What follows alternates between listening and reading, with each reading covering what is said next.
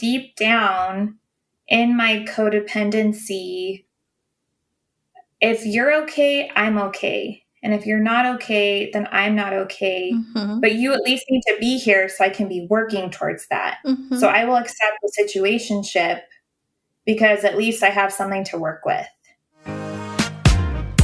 Hey, loves. My name is Dantea, and I'm your fave self-worth therapist and coach. And this is my show, Situationship. This show is about getting out of toxic situationships that go beyond partners to family and friends and everything in between, to living a life of joy and self-worth. Okay, let's get into it.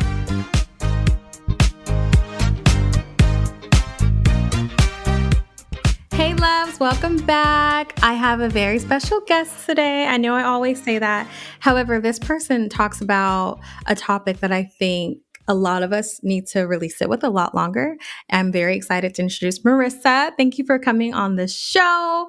Marissa is a psychotherapist and podcaster. She provides talk therapy online to young women struggling with codependency, depression, and anxiety.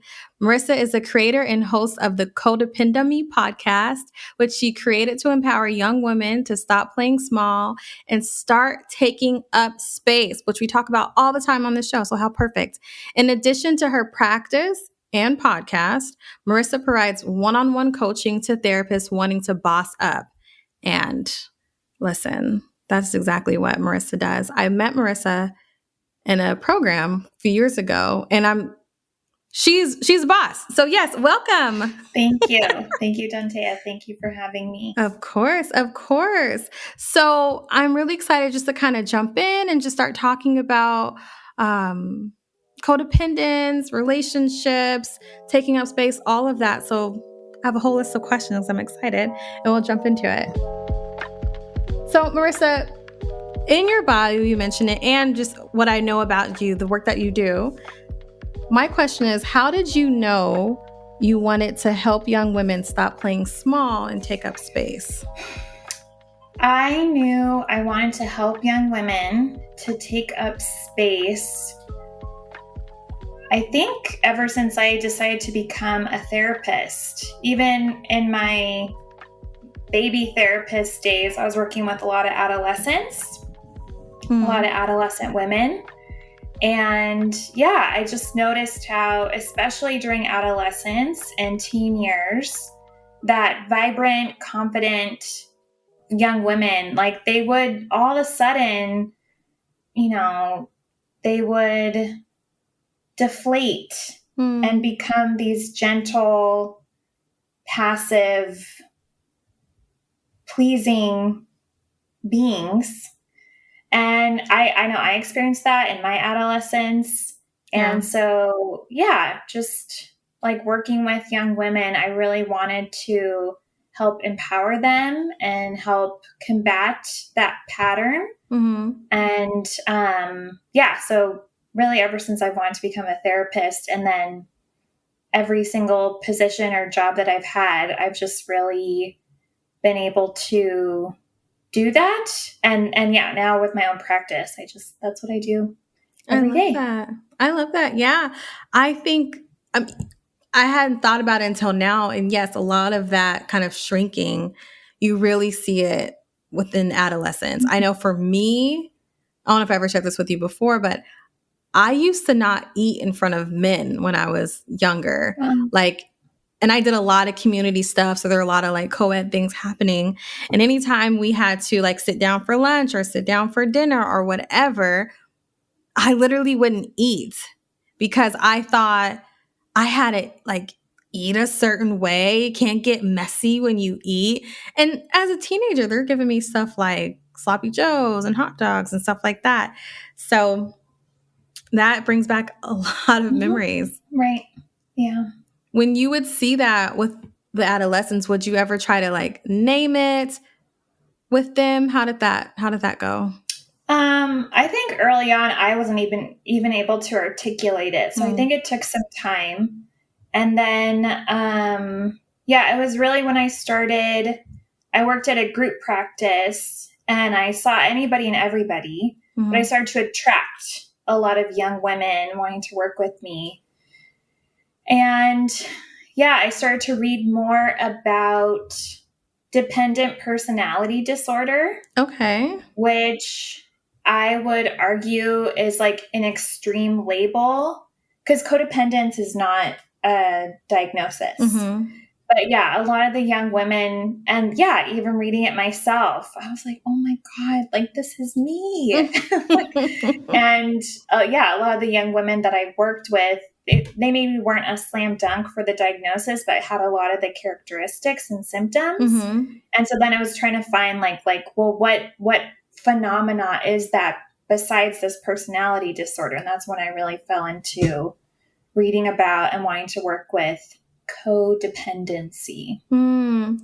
I am almost embarrassed to say I have never heard of that diagnosis before. The dependent diagnosis. What code is that? I don't even. Yeah, it's a personality disorder. I could pull it up right now, but yeah, it's just like having a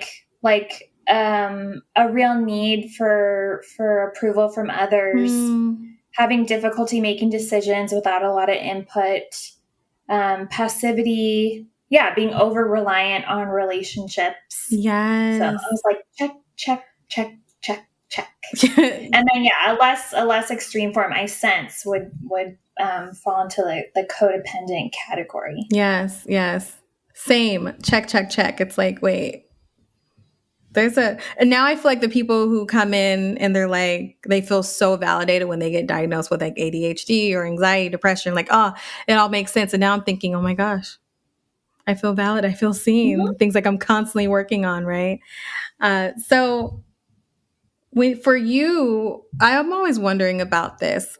In the work that we do, usually what makes us really good at helping our kind of clients is because of our own struggles. And when you realize, like, my client and I are going through the same shit, how did you start to like work with yourself to do better work with the clients, if that makes sense? Mm-hmm. Yeah, I started to do more research. So I definitely am an avid reader. I just love to read. I mean, I love this field. And so I definitely was interested in reading psychotherapeutic books on codependency. I started to attend Codependence Anonymous meetings. Yes. Because I really recognized that I had some issues to work on. And yeah, I would say reading, Coda, yeah, maybe attending some workshops and bringing it into my own therapy.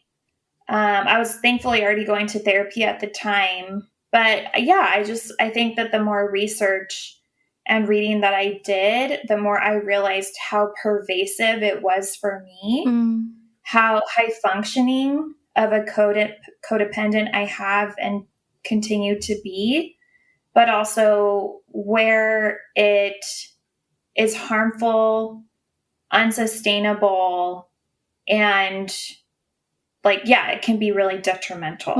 And so I think taking it seriously, because I was even codependent with my therapist, and I didn't realize that. So yeah, just really starting to realize how pervasive, how universal it was, I think helped me start to address it.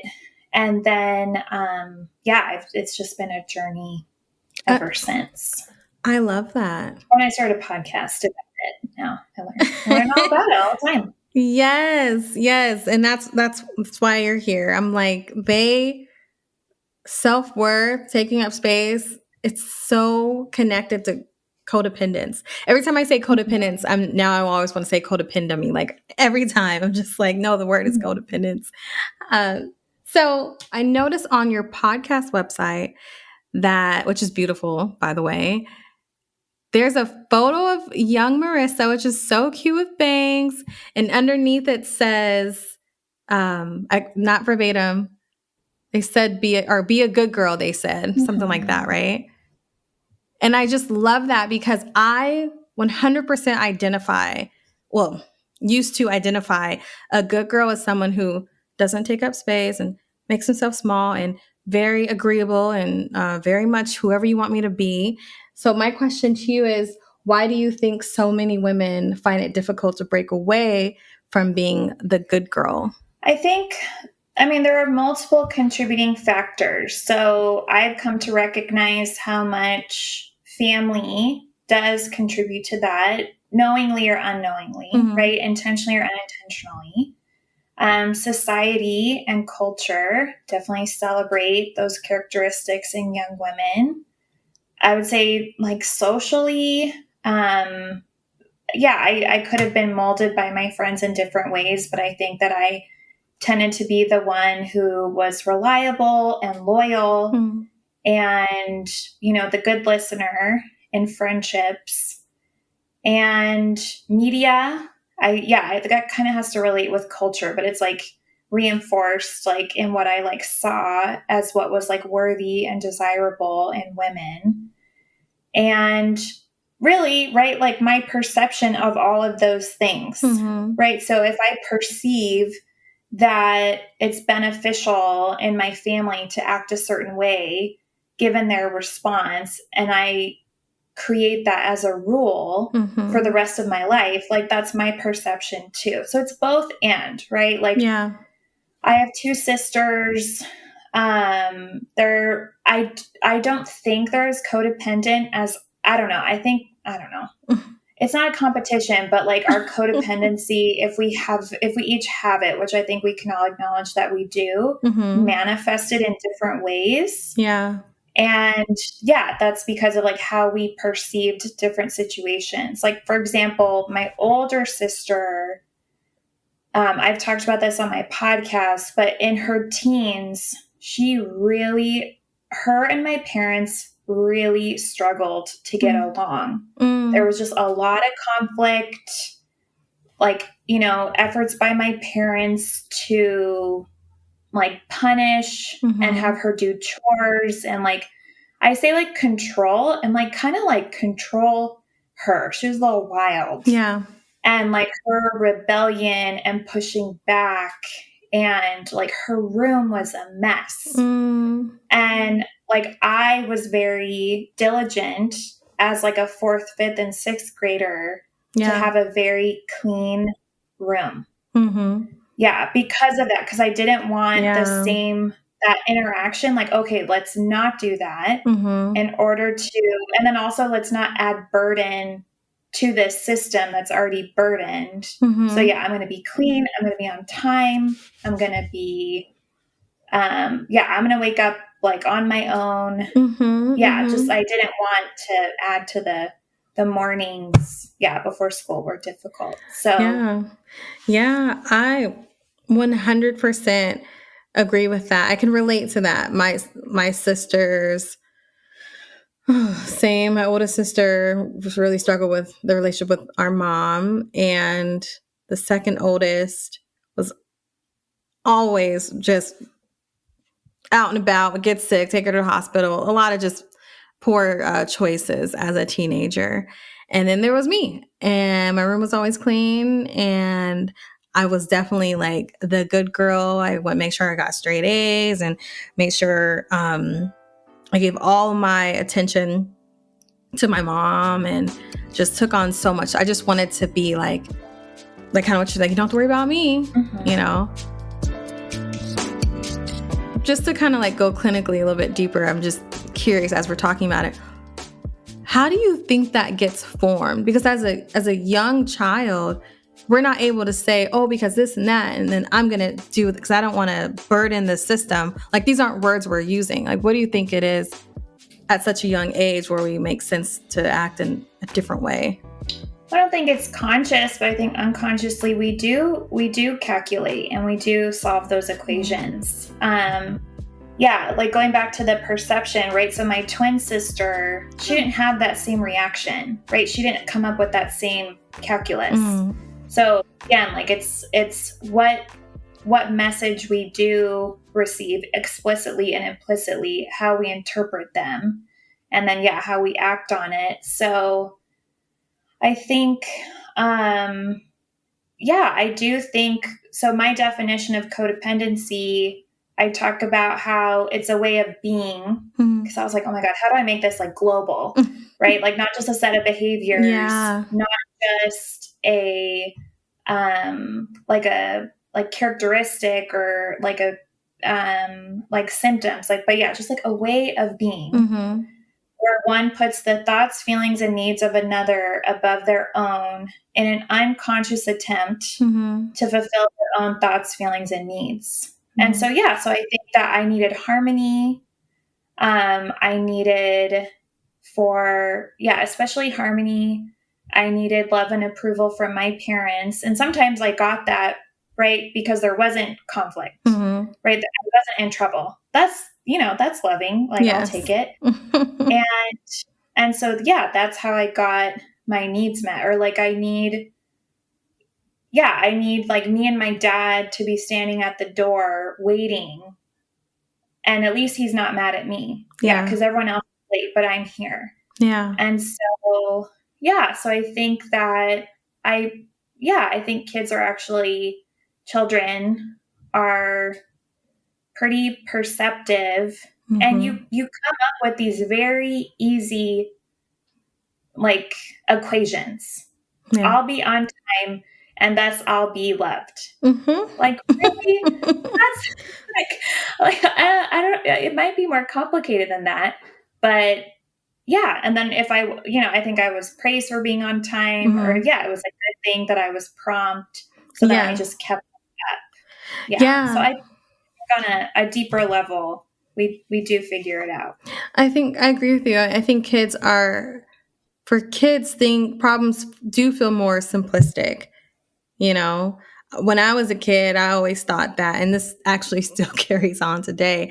If you're mad at someone and you have an argument or you yelled at someone, you're supposed to now like hug. Like that is the period. You hug now. And like the simple answer. And I'm wondering if for like you and I, we would see our older siblings getting in trouble, that mean they were not loved, and then we wanted to do opposite to get love? Was it more of, I'm just kind of just speculating, was it more of, I want to get a higher love, so I will do the opposite of what older sibling is doing? Yeah, I think it could be both. And I don't know consciously if it was a competition or like an aim for higher love, but yeah, definitely not more of the same. Yeah. And so, and I don't know if I got a higher love, but yeah, I definitely didn't get the same negativity and conflict. So yeah, I took it. I love talking about, if you can't tell, childhood experiences, because there's so much forming like the foundation, and then here we are as two grown adults talking about it. I just always love it. So much of this stuff is created there, whether we realize it or not. Yes. If you're listening to this episode, I bet you're wondering what behaviors you're doing that keep you from getting your needs met and ending up in situationship after situationship. I got you. I've created a situationship quiz, and I'm so excited about it. Take the quiz to discover more behaviors and more tips for navigating situationships, because I know you're in more than one right now. No judgment, boo-boo. I used to have 5 situationships at a time. Yes. So you're not alone. You can find the quiz at www.dontea.co/quiz. That's dontea.co/quiz. I'll drop it in the show notes as well. Okay, back to the episode. So my next question for you, Marissa, what's the most recent time you struggled with being a good girl, a good woman? Let's see, a good girl or a good woman that I struggled. I'm glad it's not that easy for me to pinpoint, which is a good sign. Yes. This is probably over a year ago, and I've shared about it on my podcast, but I'll share about it because it's pretty clear. I created an episode called "I Don't Want to Be Here, But I'm Here," and I'm a licensed therapist. I have a podcast on mental health. I am known in like my like familial, social, professional circles as a therapist. And so I was invited to be on a local board for a mental health, association. I'm a therapist. Yeah. I'm in mental health, like a board position, like for a local chapter of a mental health. Yes, I will do that. I will totally do that. And so I signed up. Now that I look back on it, without a lot of information. So I hadn't gone to a board meeting. I didn't necessarily, I wasn't told like what the expectation was, like, if we had meetings like once a month or every other week and I actually joined at a time when I think like the next month or two, they had a big walkathon fundraiser. And so I think it was at like one of my first meetings, it was like, okay, we want each board member to raise like X thousands of dollars. Wow. And I was like, whoa. Wait. I'm pretty sure I could do it, but I'm not ready to raise thousands of dollars. And so, and then too, I went to like bigger, so there's local chapters, and then let's say there's like a central meeting that oversees those chapters. So I was going to those meetings virtually, like planning the walkathon, and like the meeting, like those meetings in particular, like I felt like being there, I just observed them as very disorganized. Everyone had an opinion. Yeah. And I was like sitting there like, oh my God, like it was painful to be in. I don't want to be here, but I'm here. Yeah. And I'm sitting in these meetings and I'm like picking my cuticles off because I'm so bored and annoyed. Yes. But I don't want to leave and have these 20 strangers realize I just left a virtual meeting. So I was like going to the meetings, and like the walkathon was coming up. I like wasn't raising money. I was busy with my practice of my podcast and my life. And so, I think I talked about it in therapy. I talked about it with friends, and it's just so obvious. Like, quit. Yes. Quit. This is not aligned. Yes. Yes, you made some mistakes in joining. So, with so little information. Now you know for the next board that you get invited to, like what to do. But I was very, I definitely had a like deeper emotional fear of quitting due to the woman who invited me to join. Like I didn't want to disappoint her. Yeah. I didn't want to disappoint these people. I didn't want to disappoint the walkathon people. And I was able to compose a thoughtful email. But like it took what it took, Dante. And I'm so glad I didn't do the walkathon. I'm so glad I didn't raise thousands of dollars, which I would have done 5 years ago. But even like the first meeting, I knew it was off. And then I stayed and stayed and stayed and stayed, and then finally was able to quit. Yeah. What was the pep talk like right before, like you sent the email for yourself? Well, the email was very. I've actually created. I have a podcast episode about codependent emails. My emails are Need it. Like, I hope this finds you well. Just like all these like niceties that I like just sprinkle. Yes. To like please and don't mean to bother. Oh my gosh, yeah. So I composed this email. I think I got some input from at least like 1 or 2 people. So that felt good. Mm-hmm.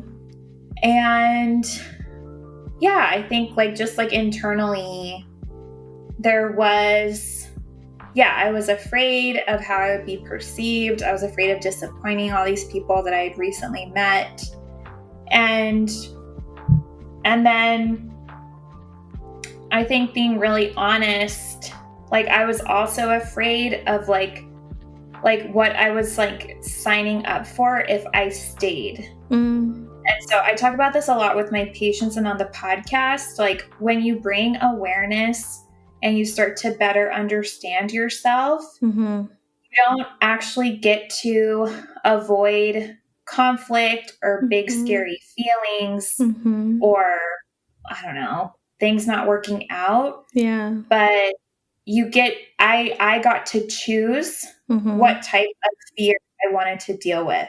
Yeah. Or like what type of disappointment. Like, did I want to like continue and like really disappoint myself? Or did I want to stop and disappoint some people who don't really matter big, like long term? So like what kind of disappointment do I want? So I'll disappoint them. Or like I had this like fear and it's like, okay, well, like what fear do I choose? And so, I just chose like the fear of continuing. Like I didn't want that. So I was like, we're going to answer to that. Yeah. And I think just like an internal, like you can do this, Marissa. You can do this. You can do this. And so I sent it. And I remember like the woman, I think fairly quickly, maybe within like half an hour to an hour, she sent me back like a response. Like, I totally understand. Thank you for letting me know. It was brief. And like, I am in a book club that she's a member of. And I just saw her this past weekend. And it's fine. And it's been fine. I like totally know her. Like our relationship like had to continue. But she does not seem to harbor any hard feelings. So I love that. I'm sure a lot of my listeners right now are like a codependent, like a codependency type style email. Like that's yes. Yes. Email, text message, right? Like knocking on the boss's door, your parents' door, whatever. God, I need that. I'm gonna go back and listen to that episode because one day, within the last month, I'm sure, I spent like over 30 minutes trying to craft an email. And I kept telling myself, you don't need the fluff. Just say what you want to say. It's 7 words, send. But I kept having that push because my mind, I don't know if this is similar for you, my mind goes to, what if I'm sending this email and the space they're in, they're not going to understand what I'm trying to say. What if they think it's mean that I didn't say, hi, hope you're well. Like what if people find that too aggressive? I mean, it just spirals. Yeah. It just, there's too much, again, like the calculation, the mind reading, oh gosh, what's the other one? The needs anticipation, right? I'm just anticipating your needs. Like, it's just it's too exhausting. So hopefully at a certain point. I reached that point. I continue to reach that point. Nice. But, then you just send a goddamn email. Sent. I love it. Here's the thing that I would hope you're able to address, because we can step away from being the good girl. We can just send the email. And what do you tell your clients how to manage themselves in the aftermath? Right? Okay, I did it, Marissa. I sent it. Oh my God, I did. I focused on myself. And then that rumbling of, what if, like with your situation, what if that lady stops coming to the book club? Or what if I don't get any other opportunities in the future? Or she is at the book club and you're so in your mind and anxious, you misread her not saying hello to you immediately because maybe she was finishing a conversation with someone else that she doesn't like you. Does that make sense? It does. Yeah. I think I start out with normalizing it, where I would say, if you weren't worried, I would be worried, right? Because now you're just an apathetic or like an antisocial asshole, right? So it's like, I'm glad. I'm glad you're worried. Mm-hmm. It's like, like the compassion, like, of course you're worried. Mm-hmm. Of course you're worried. Yeah. you just quit the board. The board. It's okay. Yeah. Yeah. So I think normalizing it and also predicting it, right? So sometimes, like I know with my patients, like I have like prescribed to them, okay, like type out the text and then throw your phone across the room and go for a walk. Yes. Go for a walk. Like get away from your phone. Get away from your phone. Yes. Yeah. So, it's totally, this is not, I didn't send that email. I think I sent it and like probably closed my computer and went and did something. Like, I gotta get away from this. So I would prescribe the angst and like expect and welcome it. I would provide yourself with compassion, like, and just like kind of like be comical about it. Like I'd be worried if you weren't worried. And I think just trying to, one thing about codependence is we're very, not all the time, but we tend to be very nurturing and caring for others. Yeah. And we are condemning and cruel to ourselves. Right? Like, I don't know. That's why I call it Codependummy. It's kind of like a play on like our like, just like how like cruel we are, but it's like, you dummy. And I think trying to like, just really be gentle, right? Like it's okay that you sent that email, or it's okay that you dumped him. Like it's okay that you set that boundary. It's okay. It's okay. And, potentially doing like a self-soothing activity. Yeah. Or some type of like, just really trying to be kind to yourself in the aftermath, because you're going to likely be worried. You're going to have angst, and then you probably will start beating yourself up or doubting yourself. So trying to find ways to like be gentle. Yes. I think are in order. Be gentle. And it's okay that you set the boundary, because going through the balancing act of what you did with your email, like, I don't want to do this. I have less fear if I choose this option, and just being okay with that. I love that. It's so tough. And I've especially have done the send the text and like run away. I've done that so many times because I'm just like, I don't want to see the bubbles. I'm just like, gotta go. Gonna watch TV, gonna go to the grocery store or something. So thank you for that. Maybe you've already said it a little bit. I wanted to ask though, in your work with your clients and in your own personal stuff, when did you start to realize that codependence was like a culprit to your, like the way you connect with people, relationships? Yeah, I think throughout my life, I started going to therapy when I was 20 and I'm 35. And I hopefully will just continue to go off and on for the rest of my life. And I know at the time that it was like, do I have anxiety? Because I feel really anxious. Am I depressed? Because I have, I'm like really sad and I like cry all the time. Do I have an eating disorder? Because I'm like super self-conscious Mm-hmm. and like really trying to fit this ideal body type. Yep. And then, yeah, really reflecting and like getting to know myself. I was like, I'm anxious about being rejected or losing people. Mm-hmm. Mm-hmm. Right? Mm-hmm. I'm not anxious about my tests. Yeah. No. Or germs. I'm Germs. anxious about my boyfriend changing his mind. Amen. Right? And like I'm sad and I cry because I've disappointed other people. Mm-hmm.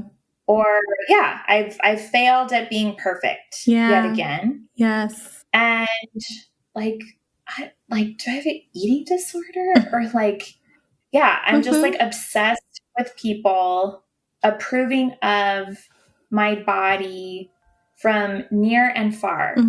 I just want every person to approve of my body. Yeah.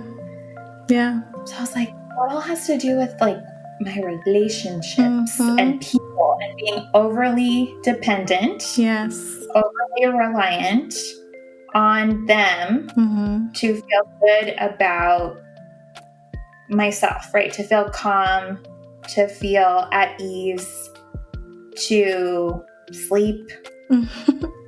And yeah, so I think like realizing that like all roads led to my relationships. Yeah. That's when I got to see like underneath the anxious, depressed, like disordered eating symptoms. Like that was all roads led to that. Like that was where those were my underlying motives. Like to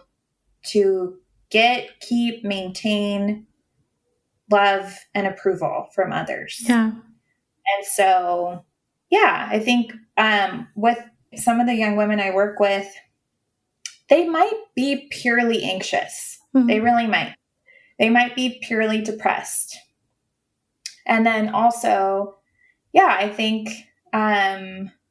some that I have worked with, the majority now, yeah, they come to me and they really recognize how obsessed, right? Unknowingly, they start to realize that, like how obsessed they are with their relationships. Yep. 100%. Yes. I always try to think of the kind of the pushback or the questions like clients would ask. And, because as we talk about it, it's like, okay, yeah, that sounds really easy. That sounds okay. Good. Okay. I get that. Okay. All roads lead to relationships.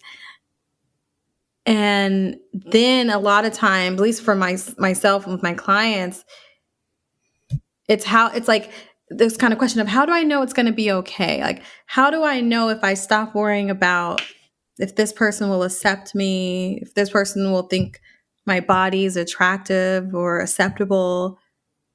Like, how I know it'll be okay? How do I know it'll be okay if the worst fear that the person does leave?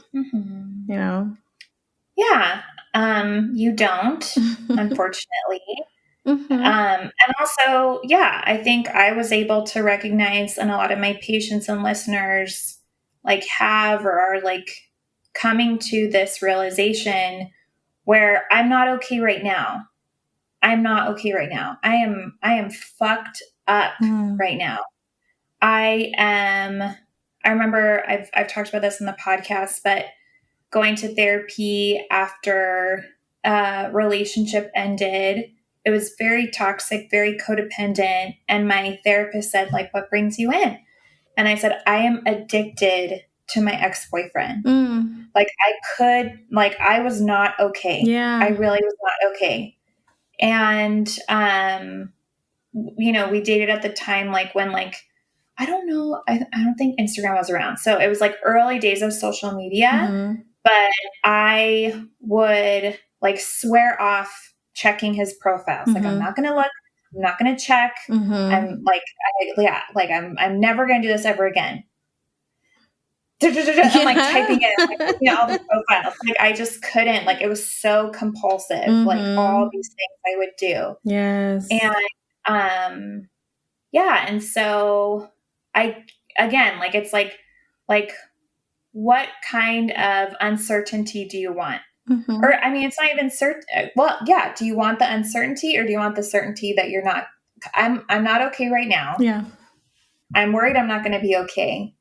But do I want to take that gamble? Because this is guaranteed. There's hope over there. Yeah. So yeah, I think that, yeah, I totally understand like the vulnerability and the fear. And, yeah, I've like cried about it. I've grieved. Some of my codependent relationships are really, like reciprocating. And so I've had to like push away like people, and like I've resented them for like hanging on. Like, yeah, it hasn't been an easy journey, but the codependent path that I was on, I like only dated sober or active alcoholics. Like that was like my only prerequisite. That is not knowingly. Yeah, that's interesting. Oh my goodness. I thought I'd evolved when I found a sober guy. Yeah. They call it like a dry drunk. Yes. Yeah, it was still like toxic. My mind. And yeah, like without going to therapy and working on myself, I sense I would have like married a partner like that. I may have become a therapist, but whether or not I was a therapist or in some other position, like I would have like really, they call it sacrificial helping syndrome. I think I just would have like burned myself out at work. I think if I had children on that path, like I would have just been codependent with them and led them into their codependent journeys. Like it was really like laid out, but I wasn't okay. Right. So I get the like, well, what if I'm not okay if I break out of this? What if I'm left alone? Don't know. Yeah, you don't know. But I felt alone back then. Oh, yeah. Like I already was alone. Yep. Yeah, I already wasn't okay. So yeah, just like choosing what type of alone I'll be. Right? Going on my healing journey. Yes. I'll be alone on that journey. Yes. Marissa, way to save the juicy stuff for the almost at the end. Dating alcoholics or like what? Like I'm just like, how did the two cross paths? Not like it's hard to find people who have addictions. It's just like and I'm sure I would be astonished if I literally thought about my unconscious prerequisites for my past exes. Like I think I'd be like, oh, I see. Yeah, in Pretty Woman, Julia Roberts' character, she talks about how she was a bum magnet and her mom teased her. And she's like, yeah, my mom teased me. Like if I put on a blindfold, like I could sniff out a bum in like a 10-mile radius. And I was like, same, Julia Roberts' character, same. Like if somebody blindfolded me at a party, like I would find him. Marissa right now is sniffing the air. Yeah. And then, all the red flags, they were just, it was like challenge accepted. Oh my gosh. I'm laughing partly so hard because it's like you're reading my life. Like I feel like I like the magnet is usually with the men who are extremely toxic. Like would tell me to wait in the car with no like I'll be back at this point. Like people who had no desire to keep their word. Like just a straight asshole, that got me some stuff to think about. Okay, Mhm. well, here's my last question. I'm just curious about this. How do you think codependency keeps us in situationships, whether it's romantic, friendships, family? I think that codependents are vulnerable to settling, to relationships without a lot of boundaries, or like explicit understandings.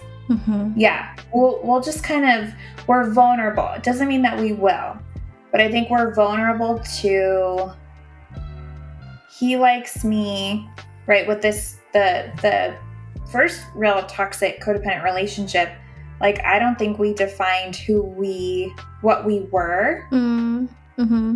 Gosh, probably for like 5 or 6 months. Oh. And because I had no ability or desire to ruffle any feathers. 100%. And yeah, like I'm just gonna, he likes me, I like him. Good enough. I don't actually know what's going on, but sure. Yeah. Hopefully he brings it up eventually and we can be boyfriend and girlfriend and committed to each other. Yeah. So I think that, putting the needs of another above our own to unconsciously fulfill our need. If they don't need it to be defined, then I don't need it either. And yeah, so I think that whether it's with someone we're dating or with a friend or even, some like great like work gig, there's an effort to please, to, I think, prove, right? So like, again, challenge accepted. Like I will do what I need to do in order to make this official. Yeah. But that's not automatic. I need to prove that. I need to prove my worthiness of that. So I think that's pretty intuitive to a codependent. And again, I already said it, but if they don't need to define it, I don't need to define it. Because like deep down in my codependency, if you're okay, I'm okay. And if you're not okay, then I'm not okay. But you at least need to be here so I can be working towards that. So I will accept the situationship because at least I have something to work with. Yes. So I think that, like I'll eat scraps instead of a meal. Just, I'm starving. And so I'll settle for scraps. Yes. Yeah. Yes, absolutely. Marissa, thank you so much for coming on. I'm so happy you came on. It's like the missing piece of the recipe how I've been doing this show. Like, this is what we need to be talking about.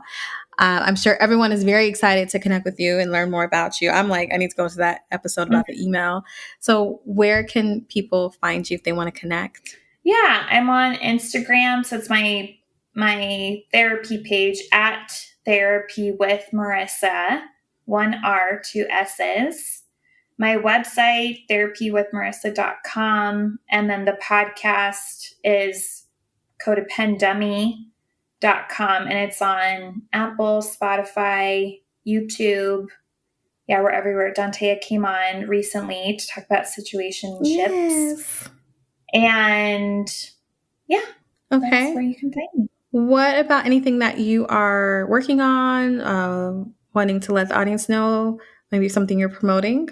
Yes. Yeah. So for the podcast, I'm trying to do a monthly Codependummy collective where I'll host listeners and we can do a Q&A. Yes. Either they can follow up on an episode, like, Marissa, like, can you say more about, I don't know, like attachment styles? I'm like, yes, listener. And so also just to create community, because there are hundreds of listeners out there, but they don't actually know each other, but they all resonate with the content. So yeah, trying to give them a community once a month. So you can find out more on the website. I love that. Okay. Well, thank you so much. I hope you enjoy the rest of your day. You too. And everyone, you got this. Take these tips and you're going to be great. Bye. Thank you for listening to the show, loves. This show was produced by Mackenzie Mazzell and me, Dantea. If you got a question you'd like me to answer, which I know you do, please send it to dantea@soireesintherapy.com. That's SOIREES for soirees. When you do that, the answer might just become an episode, and I would love to keep talking about your question. Want to work with me? The link is in the show notes. I'll see you there, and I'll see you in the next episode. Okay,